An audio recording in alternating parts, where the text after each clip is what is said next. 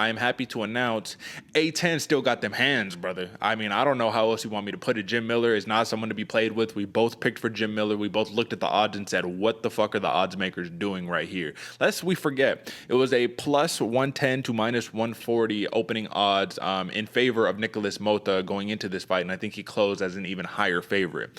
I don't know what Jim Miller needs to do these days to get some respect on his name, to garner the respect over a dude who had 0 fights in the UFC, right? Jim Miller had only, you know what I mean, 30-something, 33 fights in the UFC, and Motta had 0, so I'm just going to put that out there.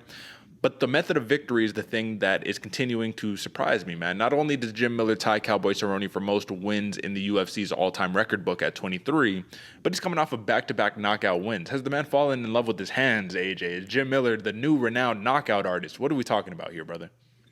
Jim Miller got those stones for hands, brother. I don't know, man. It's another one of those fountain of youth things that we see kind of happening now, where everybody's expecting, even the odds makers are expecting Jim Miller to be, put out to pasture. But ain't the case when A10's in the building, brother. This dude is coming back. I don't know. Like I was watching this fight. Crazy, almost flabbergasted, because that blitz that Jim Miller has very dangerous, but Motta was starting to catch him. He was starting to catch him, and then Jim Miller switches up the stance, comes in with that big right hand, drops a bomb. I believe it was a right check hook, or right. Either way, he dropped the bomb on him, and Motta just out. Like he didn't even know. He tried to get up, run away a little bit, fell into the cage.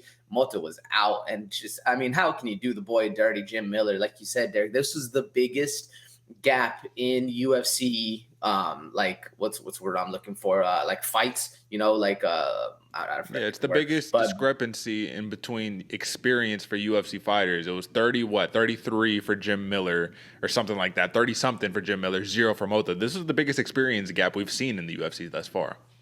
And the disrespect, like how and he's an underdog. Like, damn, I don't know, man. This is crazy. I don't know what Jim Miller has to do, to be 4 more knockouts, and they're probably still going to be counting this dude out. Yeah. I mean, I agree with you. But if you watch this program, folks, you cashed in on a live underdog right there, man. We said it. Like this was probably one of our more confident picks right here, and I felt the same way against Jim Miller and Eric Gonzalez in his last fight. Knockout. What more do we have to say? Put some respect on A10 Jim Miller's name. Last question that I have for you right here, man, as this was one of 2 upsets on the entire card. I just want to ask you, man, Jim Miller, we were talking about Andrei Arlovski, right, having the most all-time UFC fights or UFC wins at the end of the day. Like, we're going to have him outpacing everybody else.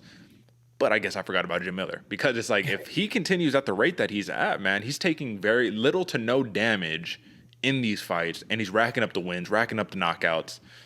Jim Miller, I mean, he might solidify himself as the biggest, baddest, most winningest UFC fighter of all time. Do you see that happening? Do you anticipate that happening? Or do you still think Andrei Arlovski has a fair bid to make that happen? I don't know, man. Jim Miller's, he's looking good to be taking that title. This dude's thinking about UFC 300. Not only, did he fight on 100 and 200, this dude's looking for 300. That's crazy. What are we at right now? 260, 262, 260. It's going to be 272 for the next one. 272. I mean, 25 more fights, whatever the case is, a little bit more. This dude, that's a good amount of time for him to get some more fights in. It's going to be interesting to see if he does make it. Jim Miller could easily run away with this one, and it's crazy for the style of fighter that he is to be not taking as much damage as he is, because we've seen a lot of these fighters as they get older, they start working that ground game a little bit more, start kind of laying on top. Not Jim Miller, bro. This dude's throwing hands. Not Jim Miller, once again. Reporting alert. A10 got them hands, folks.